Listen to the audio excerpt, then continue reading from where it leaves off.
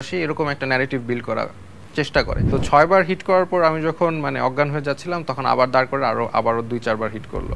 এখনো যেই দলটা এই কাজটা করেছে সেই দলটা কিভাবে রাজনীতিতে আবার আসতে পারে রিসেন্টলি, এটা আই ডোন্ট নো।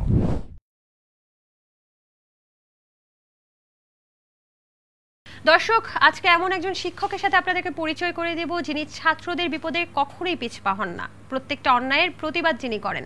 ছাত্র আন্দোলনে তিনি রাজপথে বলেছিলেন, আমার শিক্ষার্থীদের গায়ে যদি কেউ হাত তোলে তাহলে আগে আমাকে মারতে হবে।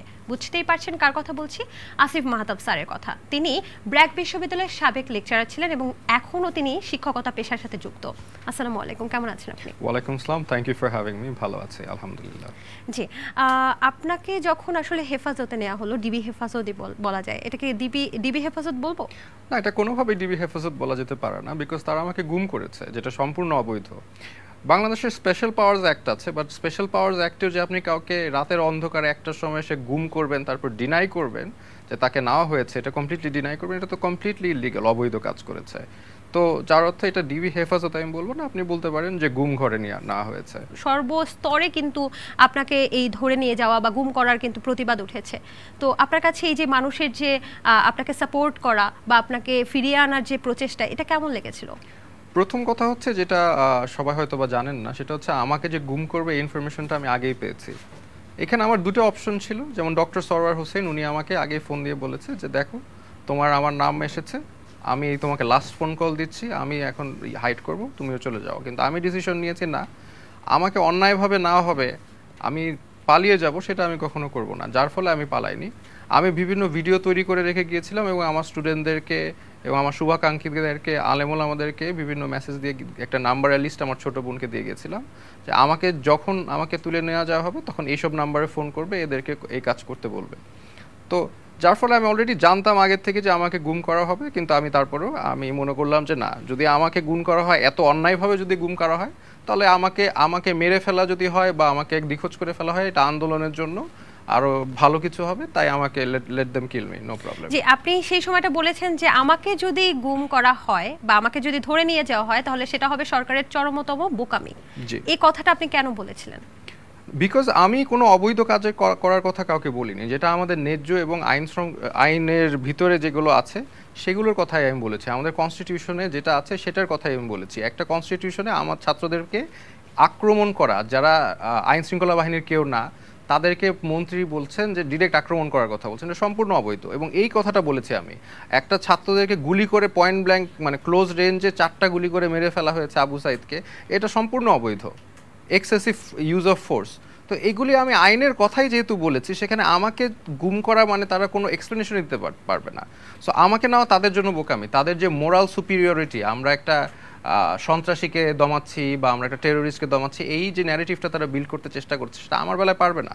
যার কারণে আমাকে নেওয়া তাদের জন্য স্ট্র্যাটেজিক বোকামি ছিল এবং they fail into the trap.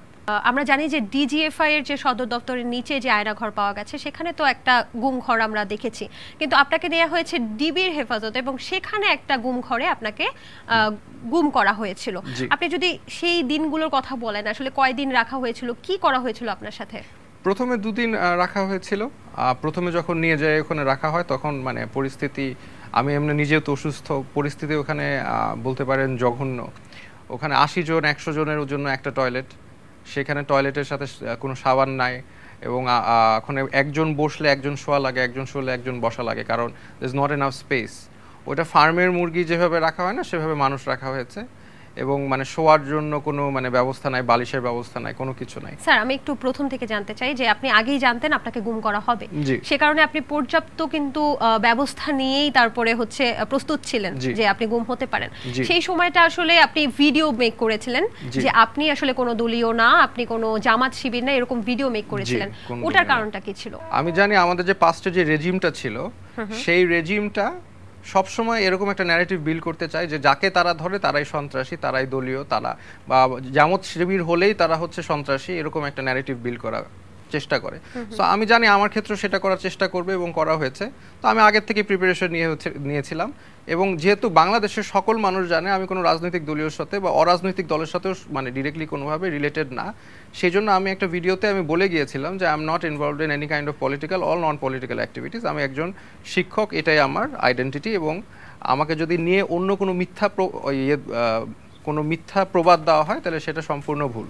আচ্ছা, ঠিক কত তারিখে আপনাকে ধরতে আসলো এবং সেই দিন আসলে কি করেছিলেন আপনি? ডেটটা আমার এক্স্যাক্টলি এই মুহূর্তে ঠিক মনে নাই। আচ্ছা, 22-23 বাসা থেকেই তো নিয়েছে? জি জি, এটা বাসা থেকে নিয়েছে। আপনি আপনার শারীরিক একটা সমস্যার কথা বলছিলেন, এটা একটু ক্লিয়ার করবেন দর্শকদেরকে? জি, আমার পায়ের লিগামেন্টে একটা, বাম পায়ের লিগামেন্টে একটা প্রবলেম আছে আর লোয়ার স্পাইনে আমার প্রবলেম। এটা কি আগে থেকেই ছিল, বাট অবভিয়াসলি ওখানে নেওয়ার পরে যেখানে আমার কোনো মানে প্রপার এনভায়রনমেন্ট ছিল না, সেখানে আমার ডেফিনেটলি পেইনগুলো ইট বিকেম প্রোগ্রেসিভলি ওয়ার্স। আচ্ছা, যেদিন আপনাকে ধরতে আসলো সেদিন আসলে বাসায় কে কে ছিল, কিভাবে নিয়ে গেল আপনাকে? কি চোখ বাঁধে, আমরা তো অনেক জায়গায় শুনেছি চোখ বেঁধে নিয়ে যাওয়া, বা সেই সময় আপনাকে কি এলিগেশনস তারা দিচ্ছিল একটু যদি বলতেন। না, প্রথমে আমাকে যখন নিয়ে গিয়েছে তখন আমার বাসায় বাবা মা আমার ছোট বোন ছিল। আমাকে চোখ